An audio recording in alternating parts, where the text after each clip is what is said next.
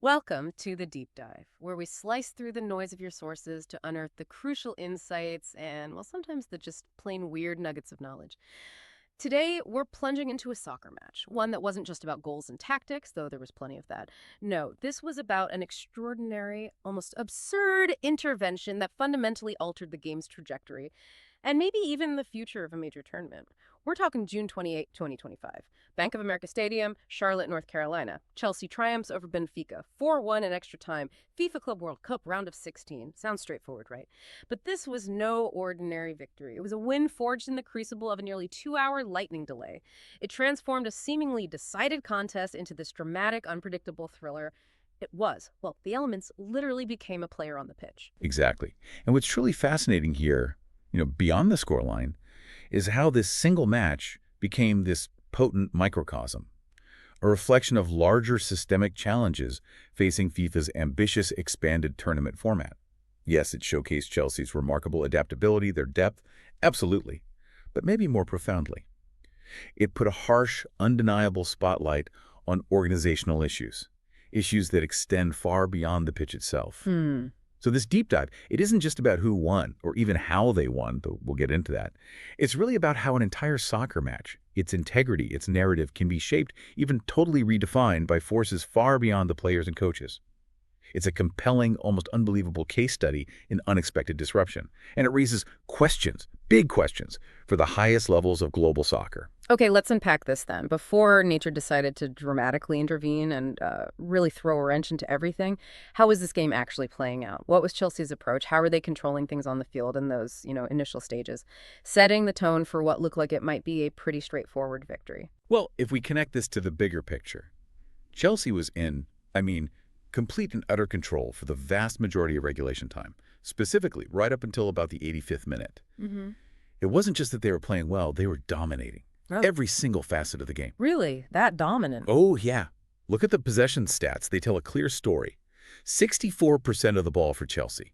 Benfica, just 36%. And this wasn't, sterile possession, keep all for the sake of it. This was active, purposeful control. They were consistently creating far superior scoring chances, pushing Benfica deep, forcing them into reactive defending, dictating the tempo, the rhythm. It was an almost suffocating grip. Benfica just couldn't get a foothold, couldn't string passes together. They looked, frankly, overwhelmed. And tactically, what was driving that dominance? Chelsea manager Enzo Maresca's tactical blueprint was proving absolutely superior from the outset, really outmaneuvering his counterpart. His signature 4-2-3-1 formation, it's become a hallmark of his coaching, right? That was a key factor. It's an incredibly versatile system, and he used its adaptability perfectly. When Chelsea had possession, it morphed strategically, seamlessly almost, into a 3-2-4-1, How did they manage that shift? primarily through Marc Cucurella, his intelligent inverted role from the fullback position. So instead of hugging the touchline like a traditional fullback might, Right. Cucurella tucked inside, almost functioning as an extra central midfielder, or maybe a deep-lying playmaker. I see, creating an overload. Exactly. That subtle move, but it was crucial. A stroke of genius, really. Created constant overloads in wide areas, especially down the left. With Cucurella moving centrally, it pulled Benfica's wide players narrower, which in turn opened up space for Chelsea's wingers and attacking midfielders out wide. It gave Chelsea a numerical advantage, loads of space to operate in those crucial attacking zones. They could combine intricate passing through the middle, then quickly switch play to the wings, stretch Benfica. Always seemed to have an extra man in dangerous spots, completely unbalancing Benfica's defense, creating passing triangles all over the pitch. It was a masterclass in positional play, designed to destabilize and find gaps. And you mentioned right at the heart of this, almost total dominance, was a specific midfield duo. Tell us more about how they orchestrated this suffocating control, because that sounds like where the real engine of Chelsea's performance was humming. You're spot on. The engine room, absolutely. It was this exceptional midfield duo Maresca deployed. First, Enzo Fernandez, playing against his former club, Benfica. Must have been emotional. You'd think. But his performance, nothing short of brilliant. He orchestrated play with a masterful touch, remarkable composure, vision, completed an impressive 71 passes, many of them incisive forward thinking. He was the team's conductor, constantly finding pockets of space, dictating tempo, distributing with precision. Seemed to have an answer for everything Benfica tried defensively. Threading passes through tight lines, just that calm, controlling presence allowed Chelsea to build patiently. And the other half of that duo. Perhaps even more influential and certainly statistically eye-popping was Moises Caicedo. His performance was an absolute masterclass in midfield control, a truly standout display. Showed exactly why Chelsea invested so heavily in him. The numbers back that up. Oh, definitely. He touched the ball an astounding 144 times. That alone tells you about his involvement, his influence, all over the pitch. From those touches, completed an astonishing 116 successful passes out of 128 attempts. Incredible accuracy, reliability, even under pressure.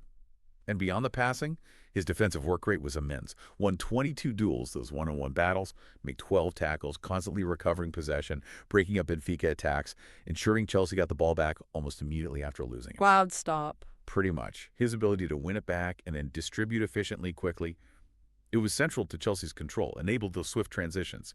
And later, in extra time, he even provided the assist for Nkunku's decisive goal. Showcased his attacking contribution too. His partnership with Romeo Lavia, deeper in midfield, gave Chelsea just complete control of the game's tempo. They screened the defense, intercepted passes, launched attacks, gave the attacking players freedom to create, express themselves without constantly worrying about tracking back. It was suffocating, almost perfect midfield play. Yeah. Left Benfica just chasing shadow. All this control, all this dominance, this relentless pressure, it eventually had to lead to a breakthrough, didn't it? Despite Benfica trying to hold them off, Chelsea's tactical superiority, that individual brilliance, it had to tell eventually. Yeah. And the pressure finally told in the 64th minute. It was a moment of sheer individual brilliance, actually, from maybe an unexpected source that broke the deadlock. Chelsea captain Reece James, known more for his powerful crosses, those marauding runs down the right. Right, not usually the free kick specialist, maybe. Not primarily, no, Right. but he scored with a sublime free kick here. And what makes this goal particularly insightful, a real testament to his awareness, his composure, is how he completely deceived the Benfica keeper, Anatoly Trubin. How so? James initially positioned himself, his body language. It all suggested he was going to whip a powerful cross into the box, Yeah, aiming for his teammates' heads. the obvious play. Exactly. Trubin, anticipating this, adjusted, took a step or two towards his far post, preparing for a crowded box. But instead of crossing, James shrewdly curled a low, precise strike into the bottom corner, at Trubin's near post. Ooh, caught him cheating. Completely off guard, the ball snuck in with such precision. Trubin, having committed to the cross, just couldn't react. A perfectly executed moment of individual brilliance, a real wow moment. But, one that was entirely enabled by the collective tactical superiority Chelsea had shown. Had a deserved lead then. Thoroughly deserved. And at that moment, yeah, it felt like Chelsea were well on their way. Comfortable, maybe even routine victory. The stadium was buzzing with confidence. Game seemingly won. Okay, here's where it gets really interesting, where the story takes that truly unexpected turn. Just as Chelsea seemed to have the game firmly in hand, comfortable lead, dominant performance, nature intervenes. Dramatically, chaotically, frankly. Tell us about this dramatic turn of events. How did it completely change the complexion of the match? This is precisely where the match became extraordinary. Shifted from a straightforward tactical battle to something, well, far more unpredictable. Unprecedented, really, for a tournament like this. 86th minute, Chelsea leading 1-0, minutes away from a regulation win, and then boom, a sudden severe thunderstorm rolls in. Just like that? Just like that. Lightning protocols, rightly stringent, of course, for safety, forced an immediate abrupt suspension of play. And the delay wasn't brief, not like a quick shower break. It lasted an astonishing 1 hour and 57 minutes. Nearly 2 hours. Wow. Think about that. Nearly 2 full hours of complete stoppage. And it wasn't just a single strike. Players, thousands of fans, quickly evacuated to interior concourses. Stark, but necessary. Multiple lightning strikes within that mandatory 10-mile safety radius kept resetting the clock. That mandatory 30-minute clear window needed to resume play. So every time they got close. Bang. Another strike. Countdown restarts from zero. It was this frustrating, seemingly endless cycle for everyone. Players cooped up, coaches trying to keep focus, fans wondering if it would ever restart. The atmosphere, which had been buzzing, just turned to confusion, restless waiting. And crucially, as you touched on, this wasn't some isolated freak event for the tournament, was it? This was part of a pattern. What does that tell us about the broader context, FIFA's organization? Exactly. This specific match, it marked the 6th weather-delayed game of the tournament. 6th. grief. 6 delays in one tournament. Ah, Extraordinary number. And it immediately drew severe, widespread criticism about FIFA's venue selection, overall organizational competence for this expanded Club World Cup. It really highlighted a significant lack of foresight, maybe, or detailed planning for the conditions in these summer months. Critics, journalists, former players questioning why FIFA chose hosts, specific venues known for severe thunderstorms in June and July. right. Predictable, almost. It became a major talking point, overshadowing the action on the field, leading to genuine concerns about the integrity, the planning of the whole event. It suggested, perhaps, commercial opportunity took priority over logistics and player welfare. So what happened when the game finally resumed after that incredibly long break? Did the interruption genuinely change the dynamics? Or was it just a pause button on Chelsea's dominance? Hard to imagine just picking up where you left off. The interruption didn't just pause the game, it completely reset the match dynamics. In a way few could have predicted. Chelsea manager Enzo Maresca himself later, he called the delay a joke, stated explicitly it created a completely different game. Strong words. And he was absolutely right. You could feel it, a tangible shift in momentum. When they resumed, the rhythm, the flow, the control Chelsea had meticulously built for 85 minutes, it had visibly, undeniably shifted, gone. Chelsea, who'd been in command, seemed to lose their rhythm, their sharpness. Muscles cooled, mental focus dissipated. Tactical instructions from before the delay felt almost irrelevant. And Benfica. Benfica, maybe energized by the unexpected break, the chance to reset mentally. They found a new gear. Came out with renewed urgency. Desperation even, that wasn't there before. And against all expectations, they found a stunning equalizer. 95th minute. Wow. Late drama. Huge drama. Sent shockwaves through the stadium. Veteran Angel Di Maria, known for his big game moments, converted a penalty. This was after VAR reviewed a controversial handball by Chelsea substitute Malo Gusto. Oh, VAR drama too. Of course. Gusto just come on fresh legs. Seemed to accidentally handle it in a scramble. Lengthy VAR check adds to the tension. Penalty awarded. Di Maria, clinical composure under immense pressure, calmly slots it home. Goalkeeper wrong way. This is actually his 4th penalty of the tournament. Highlights his incredible reliability from the spot, especially in these high-pressure moments. Incredible nerve. And this penalty, it also carried this added layer of emotional weight, made it even more poignant for Benfica fans. It marked Di Maria's final goal in a Benfica shirt, before his expected move back to Rosario Central, his boyhood club in Argentina. Ah, quite a farewell then. So for him to score such a crucial game-tying goal, effectively his last act for the club, it forced the match into extra time. A scenario that seemed not just improbable, but almost impossible, minutes before that lightning delay hit. A stunning, almost unbelievable turnaround, a testament to how unexpected events can just rewrite a game's destiny. So game Chelsea looked set to win comfortably in regulation is now headed to extra time. All thanks to that lightning delay, close to 2 hours. What happened next? Both teams grappling with these entirely new, unexpected circumstances, essentially starting a fresh, high-stakes mini-game. Well, extra time began disastrously for Benfica, making their already monumental task even harder. Almost impossible, really.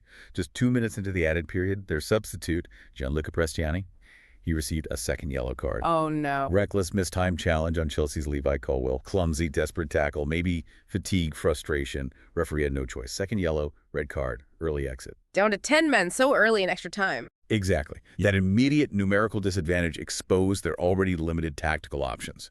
And crucially, their severe lack of quality squad depth compared to Chelsea. Chelsea boasts an incredibly deep roster. When you're already battling a superior team, talent, fitness, going a man down that early, it's almost a death knell. Drain their energy, stretch their lines, their limited resources became even more strained. And Chelsea, with superior fitness, now a man advantage, they capitalized almost immediately, didn't they? They didn't just win, they really turned it into a decisive, almost brutal victory once that happened. They absolutely did. Chelsea's superior fitness, even more pronounced with the man advantage, and their impressive squad depth just took complete control. They turned what had been tight, chaotic, albeit disrupted, into an absolute rout. 3 devastating goals. Just 9 minutes. 5 minutes. Ah. A display of relentless attacking power. Clinical finishing. Benfica simply had no answer. The first of this flurry. 108th minute. Christopher Nkunku. Been a constant threat, intelligent runs, sharp movement. He bundled home what proved to be the winner.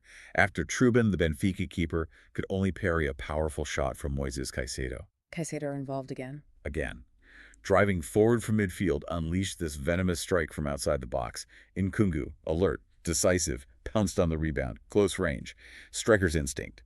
Then, just 7 minutes later, 115th minute, Pedro Neto finished clinically, again following excellent work from Caicedo. He was everywhere. Seemed like it, influencing almost every attack. Caicedo's vision, precise execution to set up Neto, highlighted his all-around dominance, incredible engine, and to complete the scoring, put a definitive exclamation point on it, 117th minute. Here in Dewsbury Hall delivered a composed finish. After being released by Cole Palmer, typical composure, silky control, exceptional vision, threaded a perfect through pass. Dewsbury Hall slided it home. Calm precision. Just relent. Those 3 goals in rapid succession really underscored Chelsea's dominance once the conditions shifted so dramatically in their favor. Showcased the full extent of their quality. Wow, 3 goals in 9 minutes, extra time, man advantage. That's a serious collapse for Benfica. Were there any moments of resistance during this onslaught, or was it just complete capitulation once they went down to 10 men? Sounds like they were just overwhelmed. Well, despite the overwhelming collapse in extra time, the one-sided scoreline, there were certainly moments that highlighted individual efforts. Some initial resilience from Benfica. Antonio Silva, for instance, young defender, produced a heroic goal line clearance from Marc Cucurella back in the first half of regulation. I remember you mentioning that. Kept them in it. Absolutely kept them in the game earlier on. Incredible awareness, athleticism. Without that, Chelsea might have gone up 2-0. Game could have been entirely different even before the storm. And Anatoly Trubin, the Benfica keeper. Despite conceding 4, he made 7 saves throughout the match, did his absolute best to stem the tide against that relentless Chelsea attack. Faced a barrage. He really did. Made some impressive stops, showed his quality under immense pressure, particularly from long-range, quick combinations. But ultimately, Benfica just couldn't match Chelsea's attacking firepower, couldn't sustain their defensive efforts over 120 minutes, especially with a man down. Their manager, Bruno Lage, remained incredibly diplomatic post-match. True professional. Praised Neto's finish, but lamented his team's inability to contain Chelsea's threat, especially after the red card. Understandable. Their defensive 4-2-3-1 setup. It frustrated Chelsea initially, limited clear-cut chances for a long time, but it lacked the creativity, the attacking punch to consistently trouble Robert Sanchez, Chelsea's keeper. He had a relatively quiet night. Statistics really bear that out. Benfica, just 8 shots. Chelsea, 22. Only 5 on target for Benfica. Big difference. Highlights that fundamental difference in offensive capability. Critically, squad depth. Brutally exposed once the game entered that chaotic extra time with a numerical disadvantage. So, Chelsea wins, they advance. But like you said, the lasting memory, it might just be that 2-hour delay, the chaos surrounding it. What was the reaction from the Chelsea camp, particularly manager Enzo Maresca? You mentioned he had a lot to say about the organization. Didn't sound too pleased. No, Maresca didn't hold back at all. His frustration was palpable. His post-match assessment of the tournament organization, a blistering critique, really questioned the entire event's credibility. Visibly agitated, didn't mince words, stated quite bluntly, very proud, the performance for me was top until 85 minutes when they stopped the game and it started a completely different game. Felt the interruption ruined it. Exactly. Felt the essence of the game, its flow, its integrity, fundamentally compromised by the interruption. He went even further, declared, I think it's a joke, to be honest. It's not soccer. Wow, that's strong. It wasn't just a coach complaining about a bad call. It was a profound statement about the very nature of the sport being undermined by external factors. Felt the game devolved into something unrecognizable. And his criticism went beyond just this specific delay. He noted the alarming recurring pattern. The 6 delays. Precisely. He said, if you suspend 7-8 games, that means that probably this is not the right place to do this competition. Not a one-off complaint, a systemic issue in his eyes. He specifically highlighted the near impossibility of maintaining player focus, concentration, during such extensive interruptions. Observed how players, during that almost 2-hour break, were, quote, speaking with their family outside for safety reasons, eating something, playing, laughing. Can't blame them, really. No. But not ideal for a high-stakes match. Exactly. Understandable from a human perspective, of course. Players are people. But that environment, antithetical to the intense focus, the physical readiness needed for professional soccer at this level. Maresca's comments were a stark warning, indicating these organizational blunders significantly impacted the sporting integrity, transformed it from elite competition into something, well, less serious for prolonged periods. The psychological toll, breaking that flow state athletes rely on, clearly a major concern for him. This clearly points, as you say, to systemic issues, beyond just one bad day, one thunderstorm. What does this match, these recurring delays, tell us about the tournament's overall credibility moving forward, especially thinking about future, even larger events, like the World Cup? You've hit the crux of the issue. This extraordinary match exposed significant, deeply concerning flaws in FIFA's expanded Club World Cup format, particularly the U.S. hosting arrangements. The fact it was the sixth weather delay. It raises serious questions. Venue selection, infrastructure planning, prompts a critical look. Are these locations truly suitable for major summer soccer tournaments? Especially when, as you say, the 2026 FIFA World Cup is set to use similar venues, similar timings, summer months across the U.S., Canada, Mexico. A worrying precedent. If these issues persist, become the norm, it casts a long, dark shadow over the planning for that much larger, globally significant event, potentially affecting fan experience, broadcasting schedules on an unprecedented scale. And the impact wasn't just on players' sporting integrity. It significantly affected the fans, too. That attendance figure, just 25,929 and a 74,867 capacity stadium, reflects growing fan frustration, repeated disruptions, logistical challenges. You can understand why people might stay away or leave early. Absolutely. Yeah. Imagine the frustration. Paid for a ticket, endured an almost 2-hour delay, faced transport issues, then had to leave before the decisive action unfolds. Terrible fan experience. Clearly impacted the atmosphere, perceived success, future ticket sales. Suggest a fundamental disconnect between organizers and the fan base being missed. So connecting it to the bigger picture. FIFA's decision to move the Club World Cup from its traditional December slot to June-July. Ostensibly to align with the global calendar, capitalize on sponsorship broadcast windows, it appears to be creating unprecedented, maybe foreseeable challenges. The existing weather protocols designed for safety seem woefully inadequate for summer scheduling in regions like Charlotte, known for severe thunderstorms then. A strategic misstep. It looks like it. Genuinely threatens the competition's sporting integrity, its attractiveness to players, fans, a significant credibility issue for FIFA, one they must urgently address before 2026. This isn't just about one match, it's about the future of major tournaments in specific locations during specific seasons. Despite all the chaos, the external factors, the critiques, Chelsea ultimately came out on top, got the win, advanced. What does this triumph mean for them? And for Benfica, as they look ahead after this tumultuous match? For Chelsea, this victory is hugely significant, more than just another win. It maintains their perfect record against Benfica, psychologically important club history. More importantly, it profoundly demonstrates that remarkable squad depth, that resilience, truly makes them genuine contenders for this inaugural expanded Club World Cup trophy. They prove they can handle adversity. In its rawest form. A sudden, prolonged stoppage breaking all rhythm, they adapted. Showcase their deep roster, mental fortitude, tactical flexibility, Maresca's changes, players' ability to re-engage after that long break. Bodes incredibly well for their upcoming quarterfinal. Against Brazilian champions Palmeiras, July 4th, Philadelphia. They've proven they can perform win even when everything goes off script. A rare, invaluable trait in elite competition. And it caps off a great season for them already, right? Absolutely. Validates their historic 2024-25 season.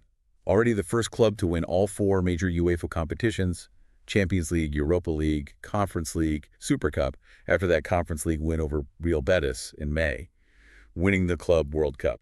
Yet another unprecedented feather in their cap, solidifying their status as a European powerhouse, a global force. Their continued progression here reinforces English soccer's strength globally, provides crucial coefficient points for future European participation. Right. These points are vital. Vital for maintaining presence, influence in UEFA tournaments, securing spots for English clubs, ensuring continued access to the highest levels. So not just this trophy, it's about sustained success, place in history, strategic positioning globally. And for Benfica, how do we view their journey, especially after such a dramatic, ultimately disappointing exit? Must be a bitter pill to swallow after equalizing like that. For Benfica, elimination. Undeniably painful given the circumstances. But it ends what was, despite the outcome, a brave, commendable debut campaign in this expanded format. They successfully navigated a challenging group, included Bayern Munich. That itself was a significant achievement, demonstrated their quality just getting to this stage. Sure. While their defensive organization, often resilient, disciplined, and Di Maria's tournament-leading penalty record, provided moments of excellence, resilience, ultimately, their lack of squad depth proved decisive against elite opposition like Chelsea. Playing 120 minutes man down against that caliber, that depth, just tipped the scales beyond their capacity, put up a valiant fight, especially considering the extraordinary circumstances, the emotional roller coaster. But just couldn't quite cross the finish line.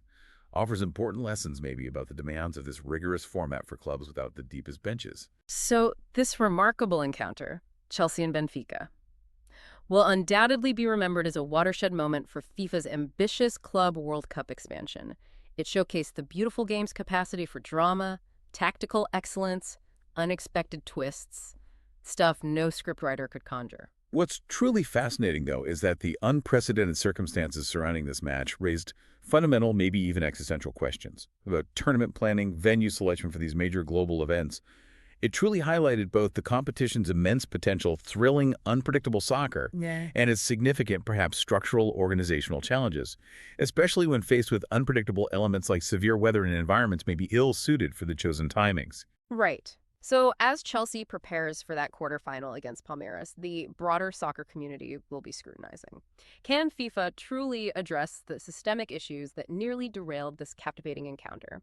And this raises an important question for you listening to this deep dive. The stakes extend far beyond this single match, don't they? If similar widespread disruptions plague the 2026 World Cup using comparable venues, timings, what might that mean? For the credibility, the very future of soccer's most prestigious tournament. And what does this match tell us about how major global sporting events need to adapt? Their planning, their execution strategies for increasingly unpredictable environments, unforeseen challenges in the future. The question of resilience, isn't it? Not just on the field, but maybe even more importantly, off it.